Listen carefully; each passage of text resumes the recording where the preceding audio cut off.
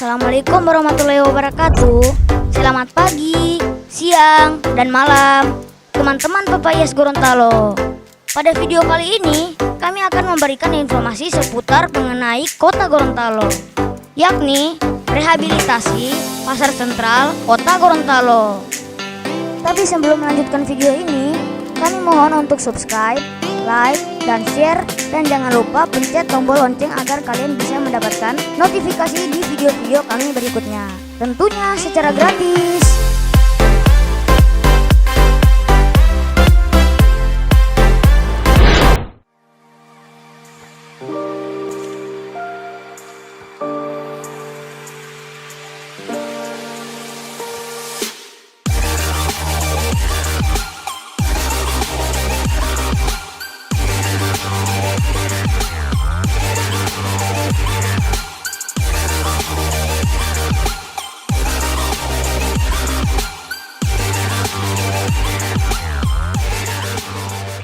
Jangan lupa subscribe Papayas Gorontalo.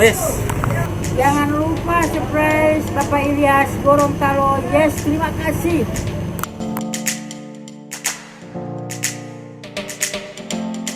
Sebanyak 906 TPS, sebagian sudah ditempati oleh para pedagang. Eits, TPS kali ini bukan tempat pemungutan suara untuk pilkada teman-teman. Hehehe, melainkan tempat perdagangan sementara.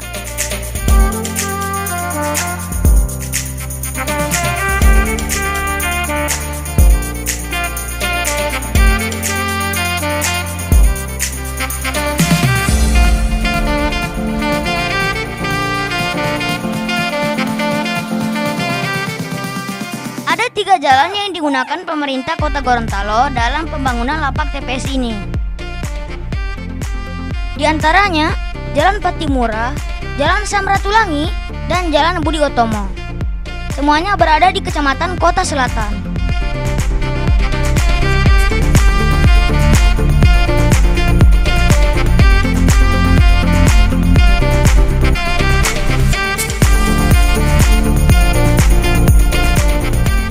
Jadi biasanya Anda melintasi Jalan Samratulangi tidak ada kemacetan. Tapi sekarang di pagi hari jam 6 pagi sampai jam 6 sore di jalan ini agak sedikit macet. Jadi mendingan cari jalan lain kalau di jam segitu kalian ingin buru-buru teman-teman.